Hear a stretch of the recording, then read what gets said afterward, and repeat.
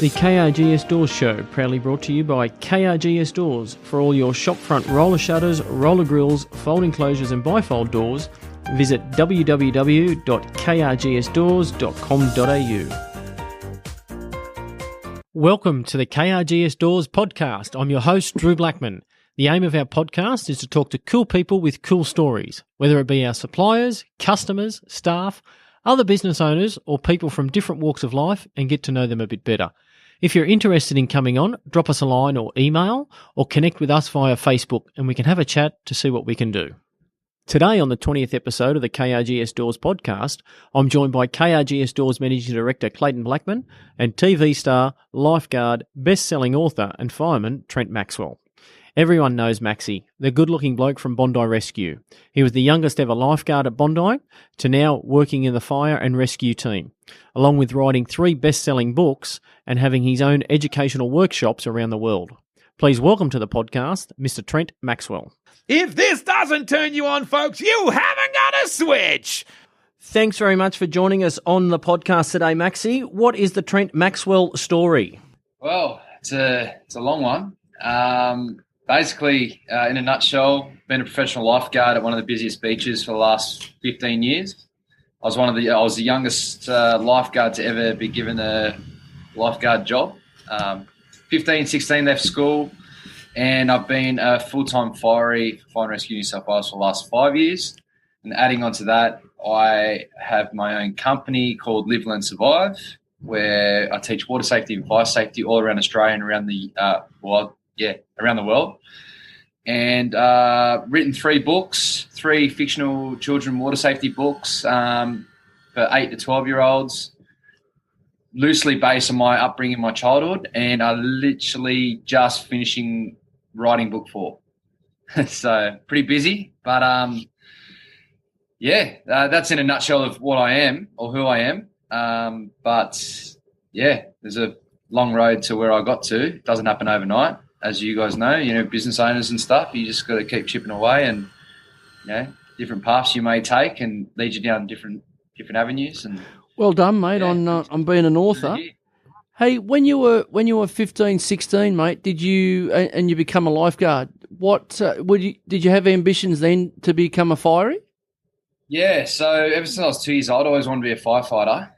The old Rockdale Station, I lived in Brighton Sands, and the Rockdale Station used to fly past Francis Avenue down Bay Street all the time, and I used to aspire, even as I still remember as a 2-3-year-old, wanted to do that.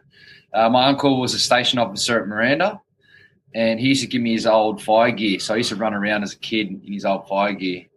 And it's a funny story. The water, I was always in the water as a kid. Mum was a champion swimmer when she was growing up. Dad was a keen sailor. He used to sail the 18-foot skiffs. And, he just got me involved in the St. George Sailing Club. And from 7, 8, 9, I was pretty good at the sport. I used to go all right, but I was petrified of getting stuck out to sea and getting sucked out the heads of the day. And one day, I think I was winning the handicap of going around the course, and the wind changed and the storm rolled in and started blowing me out to sea, and I panicked. And as I know now, as a kid, and that's why I'm so fierce on the water safety aspect, I had to get rescued. I jumped overboard and had to get rescued, and never sailed again. I had about 3 or 4 months off sport, and my sister joined South River Surf Lifesaving Club as a nipper. And I remember sitting on the sand, watching her do runs or swims or flags, and come around that next season, I joined up as a 10-year-old Maxie, the nippers. I wasn't the fastest or the most talented, but, I just loved it. And started off at the bottom of the group and then made my way to the middle of the group. And then before you know it, when I was 12, 13, I was starting to compete competitively, started to do the Ironman series. I used to travel interstate and stuff like that, doing board and my swimming. I was swimming 4 or 5 days a week. When I started high school, I was right into my Ironman stuff. What high school were you at, Maxie? Marsland College, Randwick. Oh, yep. Yeah. So, every afternoon I was down at South River Beach, paddling, swimming. In the mornings I was doing squad swimming for 2 hours every morning. My parents were big big aspect of me doing that, giving me the opportunity to travel, getting up early before he started bricklaying to take me to swim training at 5 a.m. And it's funny because I was at school and I wasn't the most academic kid. I was never a bad kid, but I just wasn't. I have ADD. I have ADD, so I couldn't sit still. I was always 100 mile an hour. And the group that I used to hang with at school, they all aspired to become tradies. And back then, even though I'm 29 next month, back then, 15, 16 at school, you could finish year 10 and do a high school certificate. Yes. Oh, not your high school certificate, your school certificate. School certificate. And, basically my career advisor said, you got to go to year 11 or 12 or you got to finish. I said, look, I'm going to finish. Worst case, I'll go bricklay and be a brickies labourer with my dad. Best case, I'll just see if I could do work experience down the lifeguards down at Maroubra Beach. And this is where it gets funny. Right place, right time. Maroubra Randwick Council said no because I was too young. I was 15, 16. They didn't have a system or a course set up. So I ended up going, okay, well, I'll hit up Waverley Council, and Waverley look after Bronte, Tamarama and Bondi.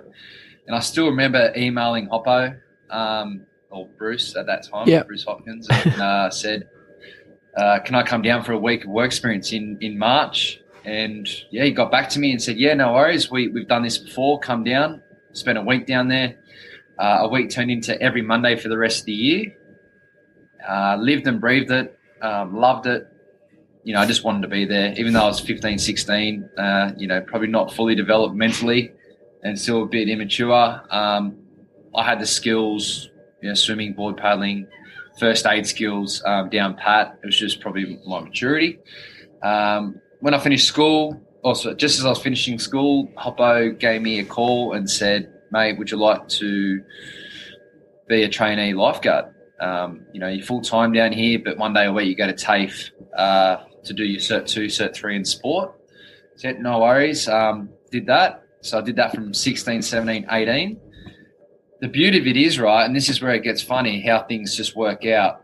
I always wanted to be a fireman, like I said before, but when it got to the stage where, you need to have your high school certificate to become a firefighter, you need to have that education tick or equivalent to Cert 3.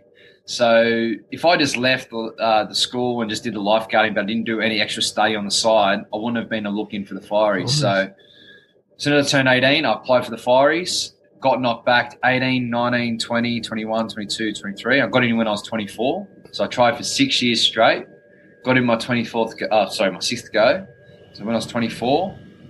And, in between firefighting and lifeguarding, I was doing that. And then, started off through my college. I went to Redfern Fire Station. I was at Redfern for 2 years. And then I wanted to do my rescue, and City of Sydney do rescue. So I went into the city on Castlereagh Street and done my rescue.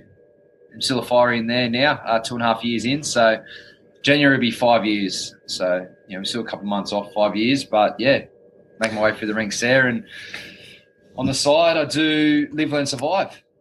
You've packed a huge amount into the 29 years already.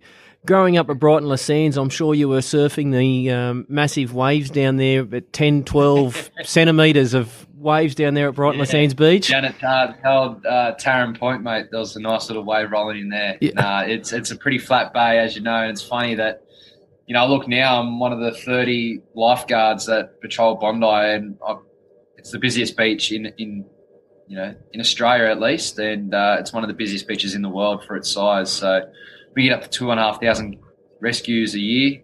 The biggest day I've done rescue-wise, 130.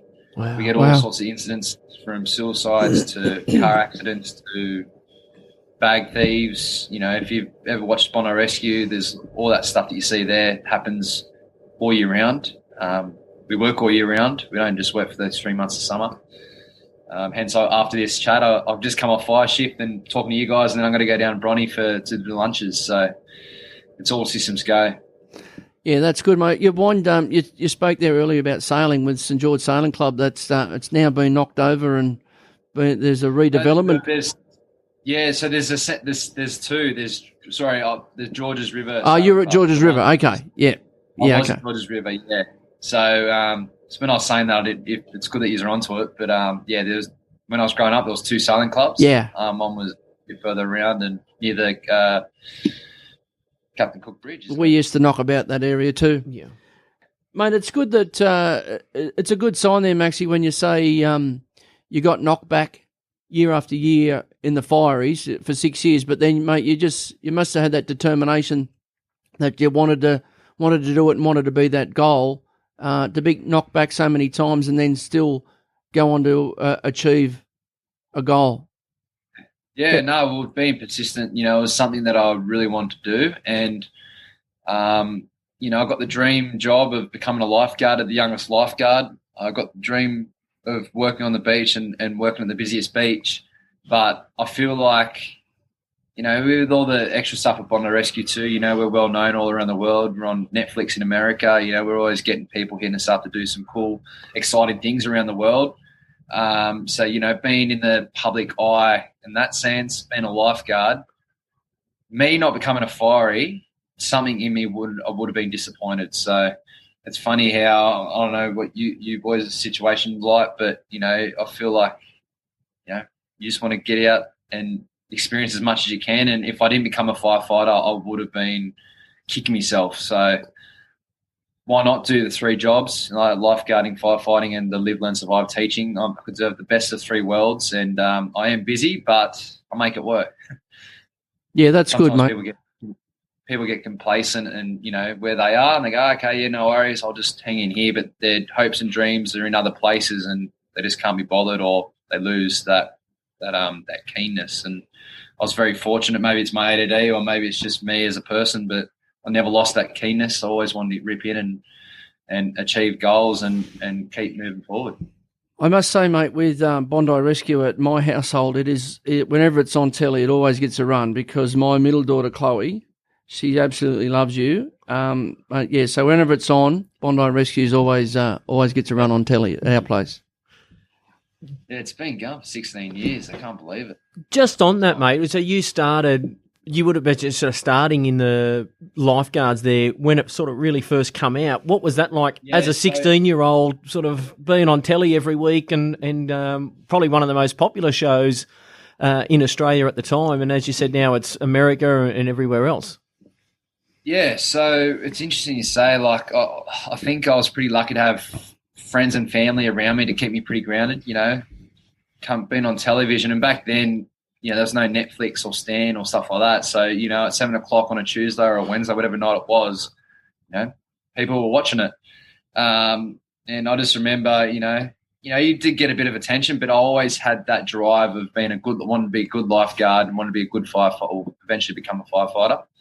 I just kind of kept my head down and, made sure I treated people right, as my public image. And I still do. I still very, what's what I'm looking for? Like very proud to be a good role model for the younger generation. Even though I'm in my late 20s, I still can appeal to the younger generation. So while I can, I just want to be a good role model and teach people to follow their dreams, or at least have a crack at them. Yeah, for sure, mate. Just on that too, you said you had family and friends coming across. It seems the lifeguard crew there are much like a family and work hard and high stress and that type of thing, but also seem to take the piss out of each other to keep each other grounded as well at the same time. And there's a huge age range there. I remember H was working there, and then also down to yourself as a 16-year-old. But they all seem to work together and get on and that type of thing. Well, it's funny you say, because when I first started, I was 16. I think the youngest lifeguard after me was 23 or 24. So there's nearly 10 years experience with life experience than a 16-year-old. It's funny because I always bag Hopper. I say, mate, my whole life you've been a lifeguard. He started lifeguarding September 26, 1991. And I was born September 26, 1991. My whole life. So every time I go, mate, all of me is how long you've been a lifeguard. So it makes him feel old. But we always have this ongoing joke that, we need to, we work together as a team. There's no I in team. And you could be the best swimmer, the best ball paddler, or the best resusser or whatever. But when push comes to shove, you can't do all the jobs by yourself.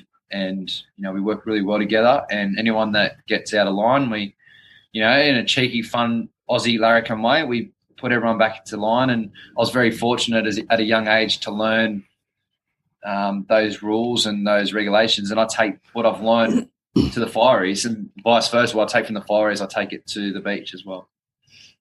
Yeah, certainly. It shows, and even just an outsider watching Bondi Rescue, it shows in that how much fun you have, but also get the job done at the same time. Yeah. Just on the fireys, mate, you've gone into the heavy rescue in the city. What's that like? And as you said, do you take a lot of that back to the beach and then the beach into the fireys? Yeah, so City of Sydney, Castlereagh Street, or One Station, as they call it. We have 5 appliances, 5 trucks. We have 2 water trucks, like pumpers, as we call them. We have a rescue pump. We have an aerial ladder platform. And we have a heavy rescue truck. And basically half the shift I'll be like on a fire truck, and then half the shift I'll be on the rescue pump or the heavy rescue. And basically it's just a little bit more extra gear, and you do more articulate rescue. So the more serious car accidents, train accidents, people getting things stuck on certain places, lift rescues, just like more in-depth rescue and even retrievals as well. We do a fair few retrievals. But yeah, just upskill. You make sure you have your skills maintenance. We've got a lot of tools, like one big toolbox pretty much. So just, and whatever if there's any jobs around Sydney City, or if we back up other agencies out of Sydney, we go. Do you get much time now, mate, with obviously the fireys is full-time? Do you get much time now at the beach? Yep, so I work 24 hours on as a firey, 24 hours on, 24 hours off, 24 hours on, 5 days off. So I'm just finished this morning, so I'm on my 5 days off now. I'm working today at Bronte. I'm working tomorrow at Bronte. And then I've got the weekend off, and I'm back next Tuesday. But in saying that, though, Saturday, Sunday, Monday, I'll probably be doing some admin or, some stuff with my business partner, Lee, with Live, Learn, Survive. Yeah. So no matter what, when I down tools, like fireys comes first because it's my full-time job. But I tend to get 3 or 4 days a week on the beach. And then when the borders are open with this COVID, when I'm doing stuff like that, I'm traveling interstate. I've actually got a first couple of schools locked in because I do a lot of face-to-face stuff. Obviously can't do that at the moment. So I'm taking it digital. And we're doing my books actually meet the Australian curriculum. So we've got schools that are reading the books, and they're doing their study, and the teacher notes are doing all their stuff with the class. And then I can roll in and do like a virtual digital water safety talk, bit of fire safety, and we do a quiz online. So it's pretty fun, interactive, and keeping the water safety message out there, because obviously at the moment, even the last couple of months, people have been locked down, people haven't been able to travel, so and so. So I have a fear that this summer is going to be a little bit up on the rise of drownings around Australia, purely because people just want to get away. Yeah. And if they lift up the borders, or if people from rural New South Wales want to go to the beach, they got to go to the coastal towns, which I would too if I was anywhere. And they go to some of the caravan parks, or some of the places are going to be overfilled with people, and they're going to go find a nice secluded beach somewhere. And unfortunately, that's probably where the rip is. And and inexperienced swimmers, mate. Yeah, I just think everyone's focused on COVID-19, which is, that's important in itself. But I think the water safety message, if I keep chipping away at the water safety message in the background, hopefully the kids can take something away, and they could educate the parents or their minders or their carers, and, hopefully swim between the red and yellow flags or stay safe at the beach. Mate, between Live, Learn, Survive, a firey, and Lifeguard, I don't know how you get time to sleep. Yeah. No, but like I said, someone's got to do it. So I don't know. It's if it's your passion, mate. If it's your passion, keep going. You're doing well, mate. Just on the books you mentioned, what was the theory behind writing 3, and now you're working on your 4th one? to publish them and then get them out? Yep. So basically, Max the Lifeguard, there's the In Deep Water, the Stormy Protest, and Beach Battle. The second one got the Australian Environmental Children's Award last year. Congratulations. Yeah, thank you. Basically, so from 7 to 12, 13-year-olds, there's 12 chapters. So when you say children's book, people probably think, little kids, 16-page picture book. No, it's for, when I say younger kids from 7 to 12, 13, there's a few illustrations in there. At the back of each book, you got beach safety tips. You also got a word search, and each book is themed. So first one is themed rip currents, the second one is themed heat stroke, and the third one is themed Dr. SABCD. So talking about resuscitation, and explaining at a young age that, don't be scared of doing it. If you do the first couple of steps, you might potentially save someone's life. So, I just wanted to create books that were fun, educational, loosely based on my upbringing. Maxie aspiring to become a lifeguard. So we're lucky enough with the publisher to give us 3 books for that. But I've actually gone on my own for the 4th one. Me and Lee, my business partner, through Live, Learn, Survive, we want to do a series of books about water safety. And it's going to be for probably 2 to 5 or 6 year olds. It's going to be a picture book series. How many more books you got in you, mate? Mate, hopefully we're thinking another 3 for the picture book. So basically the picture book is going to lean into the Max the Lifeguard series. So it's kind of like a prequel, like something before. So we can get them real young, the kids. So be 2, 3-year-old, they're reading the picture book, and then, not going to give too much away, but when they finish reading that, it kind of falls into the next 3. And then I'm thinking about, so there's 3 definitely there. And then I want to do maybe 3 Maxie the Firefighter series, but in the future. Fantastic. So yeah. potentially another 6, but we'll see how we go. Is there thoughts around, and I'm a parent myself, is there thoughts around possibly writing a book towards the parents to educate them of how to handle the kids and help the kids as well? So in the back of each of those books, there is like the hidden messages for the parents if they're reading. However, what we're going to do with this picture book is like around the book, there's going to be little hints and tips for the parents reading the book to the child as well. And great. Get you really thinking, and it could be a topic around the family table or before you go to the beach. So it's going to be very educational, but yet very fun and, normal children's book the kids will hopefully interact with. But yeah, it's going to be definitely down the educational path. A little bit different to what I've seen in the market before, so it'll be exciting to see how it goes. But yeah, just want to keep putting those tips in for the parents. As I get older, I'll going 29 next year, so another year before I'm 30. But going into my 30s, then hopefully a little bit more experience, a little bit more success, and turn Live, Learn, Survive into a small business into a company. Our aspirations for the company to grow are pretty big, and who knows, one day I could write something for teenagers into young adults or even adults. So we'll see how we go. That term there, I think, sums you up. Very educational, but very fun at the same time, I think, mate. So yeah. For our listeners, if you're interested in checking out Maxie's website, it's lifeguardmaxi.com.au. That's lifeguardmaxi, maxi.com.au. It's got all the details there. Hey guys, sorry to interrupt the podcast, but we have a word from our sponsor.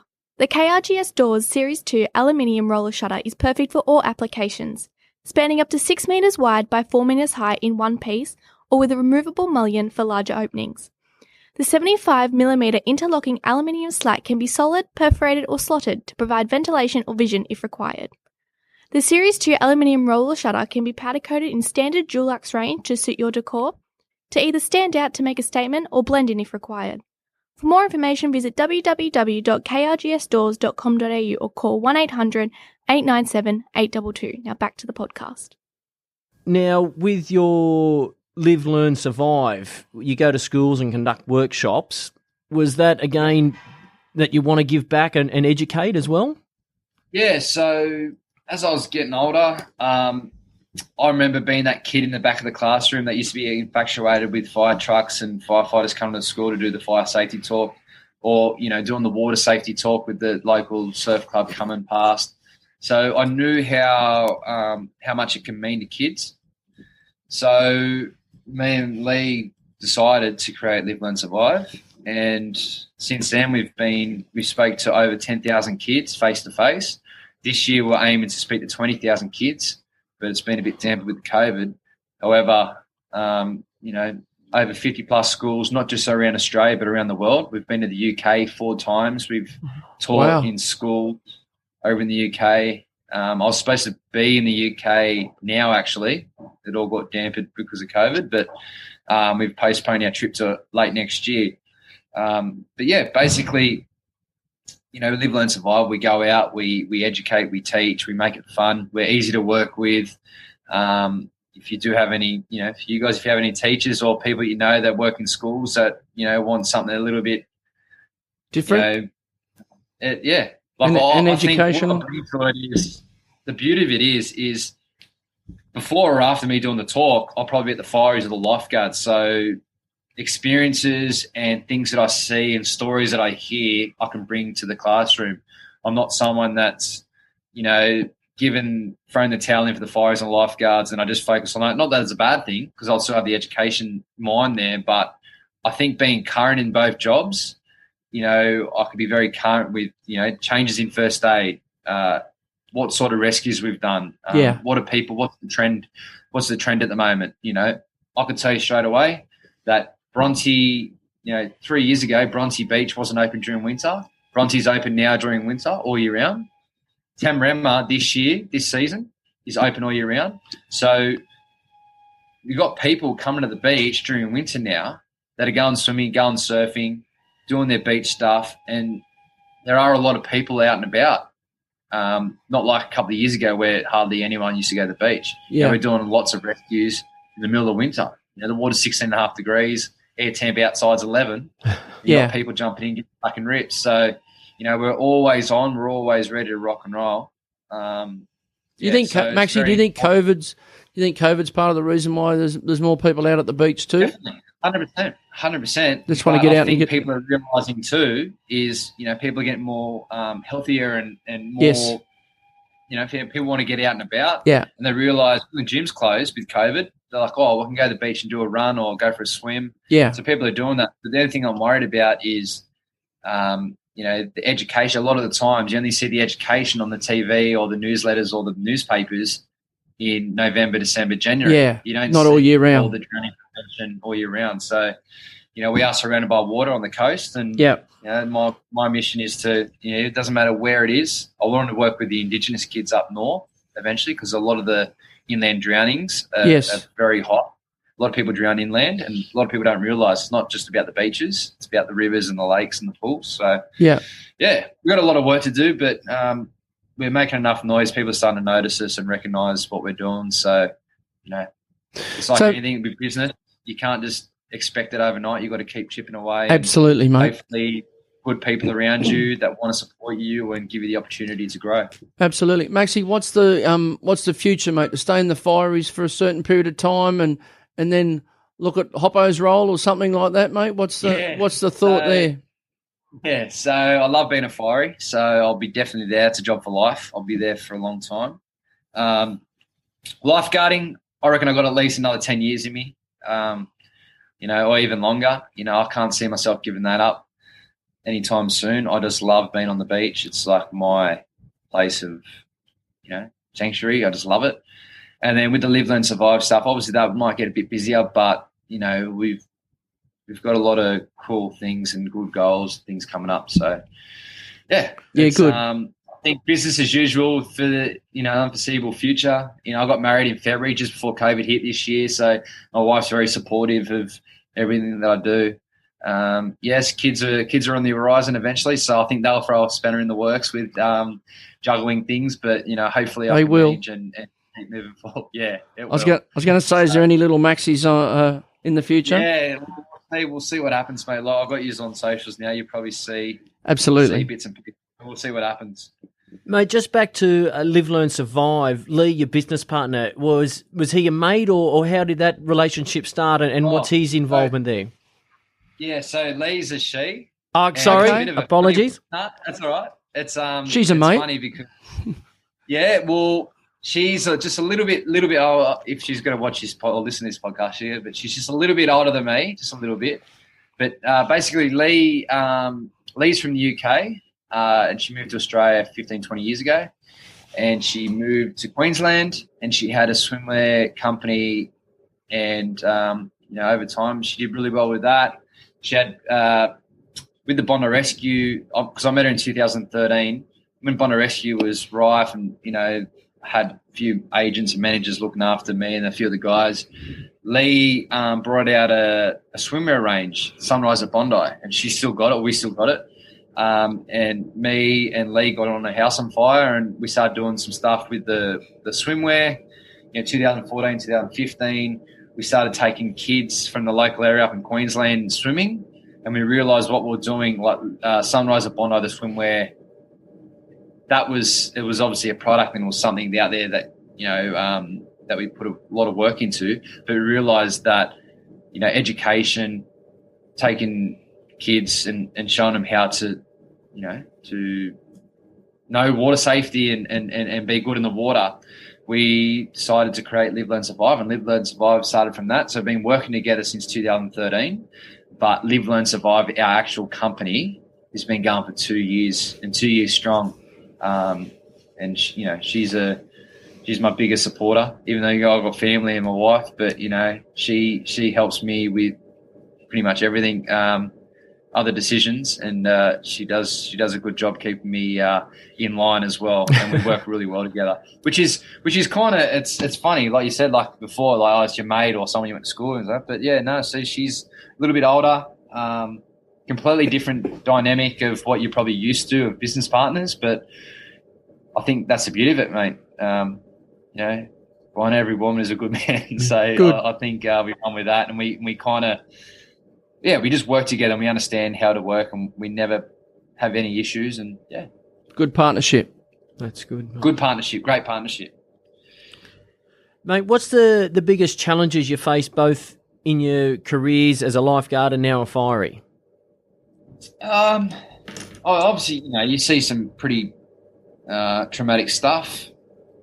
You see some unfortunate things, but I pretty much grew up with it. So without becoming too desensitized and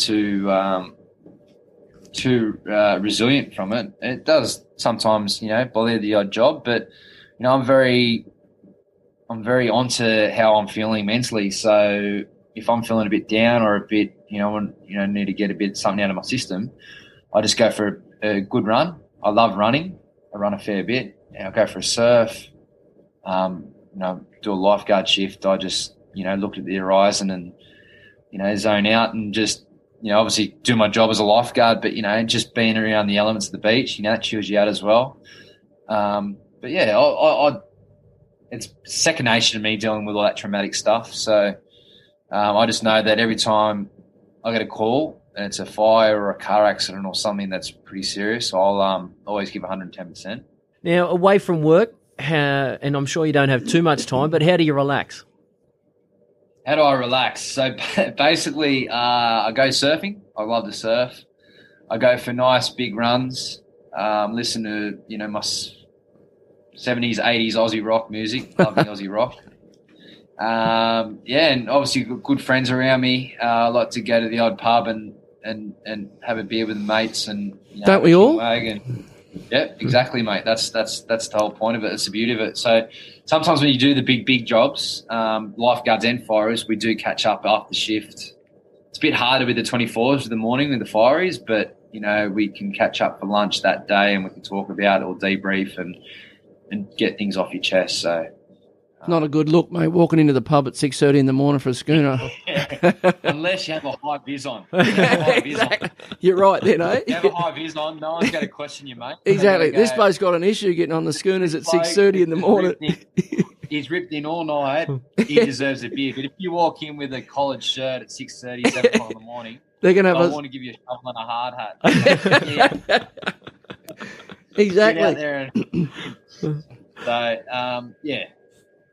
No, that's good, mate. We finish our podcast and we ask our fast 5 rapid fire questions to all our guests. So it's just to get to know you a little bit better. What would be your last meal?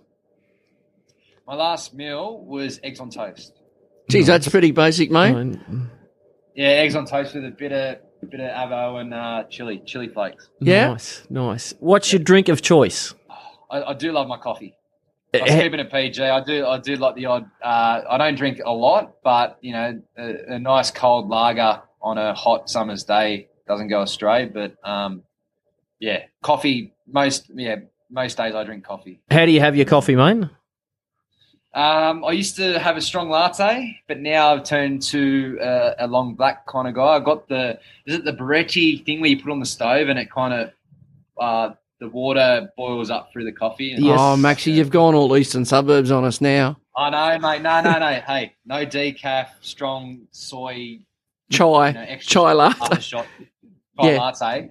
Never been that sort of person, but you know, when I go to a cafe, I'll get a strong latte. But lately, I've been making my own at home. Barista. Barista, yeah. Who is your favourite superhero and why? Oh, it's been a few over the years. Growing up I loved the Hoff, David Hasselhoff. He was I can see a crossover there. I've had this question before. Someone asked me, like, basically, I know it sounds a bit funny to say, I look up to certain people. You know, it's always changing. But I'd like to take a lot of good traits out of people and help benefit me and make me a stronger person or a better person, and get rid of the other people's or my bad traits. So you're constantly learning, you're constantly inspired by certain people. So it's always changing. I can't give you an exact person who I look up to. I was going to say to you, who do you look up to at the at Bondi Rescue, mate? The lifeguards. Oh, Hoppo. You know what? Hoppo gave me the opportunity of a lifetime. Yeah. I had to be 18 to become a lifeguard, and he gave me a shot at 16. Yeah. And I was the first and only 16-year-old under 18 lifeguard to work there.